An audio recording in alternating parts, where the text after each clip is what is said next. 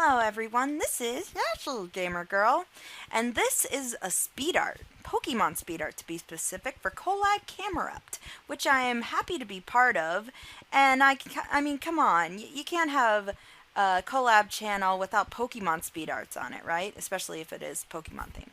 So basically what I'm going to be doing here every, oh, I don't know, I don't remember the schedule, week or so, or every whatever this day is, I don't remember when I'm uploading it, is basically drawing, or excuse me, tracing my sketches that you request, as in the viewers in the comments, and then coloring them. Yeah, it sounds fun. Now, what I'm doing here first is Noot Noot, because I got free range to pretty much do anything. And I wanted to make it long enough because if I just did Noot Noot on like the Piplup Noot Noot, I wouldn't have had to commentate very long. So I thought, hey, let's do all three evolutions of Noot Noot. Why not? And because it's so derp, I made sure that, well, I could definitely just do this and commentate long enough on it. So what I'm doing here, what I do is I retrace my own artwork pretty much, and I color it in. As you saw how it didn't exactly take very long to color the original Piplup form of Noot Noot per se. And I didn't know, like, I always make changes in the process of coloring them because of the fact that I don't always like the original drawing. It usually is perfected when I do this.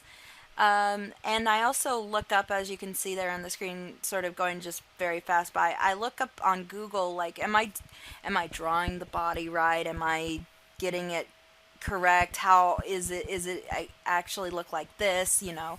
So when I retrace it, I also color it in, and I also see, hey, is this the correct color scheme? What do I think is it gonna be like? And I also like make sure that it's accurate enough to my standards, not necessarily everyone else's, but you know, I'm an artist here that, you know, my standards are quote unquote, I guess, high. And I'm also terrible at drawing feet. As you can see, I am doing and redoing and everything feet. It actually takes a lot longer than it seemingly does here. This is actually sped up about 5,000 times its normal speed. About this drawing and coloring and drawing, see, took about 4 hours because I had to do 3 Pokemon. And the high level amount of detail doesn't come from tracing is one thing, and that takes a while. It takes about I want to say 2 hours or so, and then the shading part of it takes another 2. It depends on, again, how long am I going to spend on this? How long is it going to take? And it also puts into the factor, I often change the way the original drawing looks.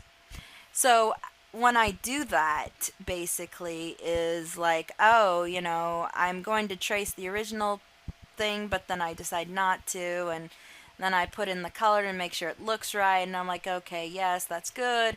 So there's a lot of factors that go into speed art. It takes the longest to actually execute the whole entire thing because it's not, geez, I don't know, it's not always perfect, and I want to make sure that, you know, I get all the little details in there, you know, like that tongue sticking out, so Noot Noot looks extra derp. And I also am thinking, oh, geez, you know, is the little thing that's in front of Empoleon correct? And I found out, no, it wasn't, so I have to make it more sort of leaning toward him instead of more pointed out like it was. So what I did also, when I redraw it, I don't exactly, I sometimes use a tablet and I sometimes use just the mouse, you know, the computer mouse. Apparently, when I first started drawing or retracing my own artwork on the computer, I got so good because I didn't have a tablet at the time, but all I had was the computer mouse. I got so good at quote unquote freehanding it that I just went ahead and did that. So I don't always use tablets, and like suggested lines on where I should draw it. Um, I just go ahead and like draw and then redraw if I didn't like the same circle there or whatever, and then I fill it in. I only use suggested like vector lines uh, when I need to, when I think, oh, that could look better than it does. And again, I look on Google a lot to make sure I'm doing it right. And again, I hate feet. I really hate drawing feet.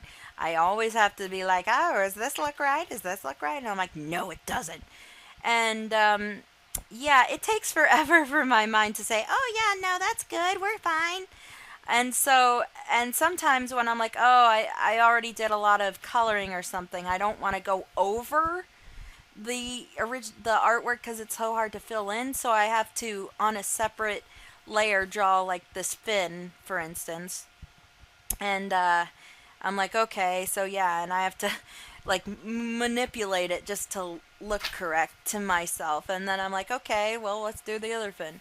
So the reason it was a little difficult, at least for Empoleon, in my standard, it was more bulky. It had more detail-ish to it. You can't really see the detail until I start shading it in, but you'll see what I mean. Alright, see, I had to, like, make sure the fin was big enough so it looked okay. And here I'm preparing the background, but I'm like, okay, how should the background look? I didn't know until a little later how it should look. And I was pulling up my old Noot Noot drawing to see how I shadowed it. So what I do is I use light and dark shadows for coloring drawings usually, because I think that looks the best. Is there, like, I make sure that it looks okay enough to seemingly be like, good. Is it the right amount of light? Is it the right amount of dark? And also, when putting it on the final picture, what I do is I make sure it's small enough that I can, do it right. And I just thought of the 3 stages of Noot Noot when I was doing this. Like, the first time I was actually doing the shadowing, I'm like, oh, this is an interesting drawing. This is what we should call it. So that's what I did, and I called the first one Derpy because that's pretty much the first stage of Noot Noot, Derpy. Looking at Piplup, I had to make sure I got the right shadows for him too. So I'm like, okay, where's the light go? Where does the dark go? So I finally figured it out.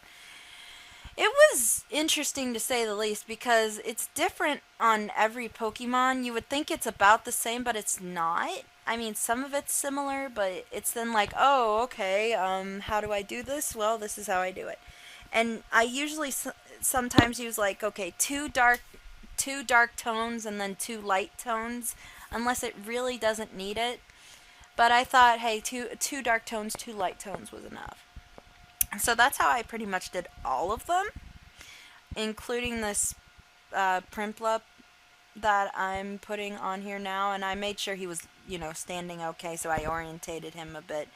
I called this one Crazy because it was more crazy than it was derpy. So, and then the final form, Empoleon, was a little bit more tricky to find the correct shadows for because I didn't necessarily agree with what shadows I found on the internet, so I try and just improvise on my own usually to what I can do and what I see, and I'm like, well, will this work? Will this work? And if I don't like it, I try it again and I see what works and what doesn't. So I had to change the color a little bit, and I was like, okay, no, this looks right. I didn't really want to shadow too much on Empoleon, and I had to adjust this because I wanted to fit Empoleon on it and put a title above it called Insane.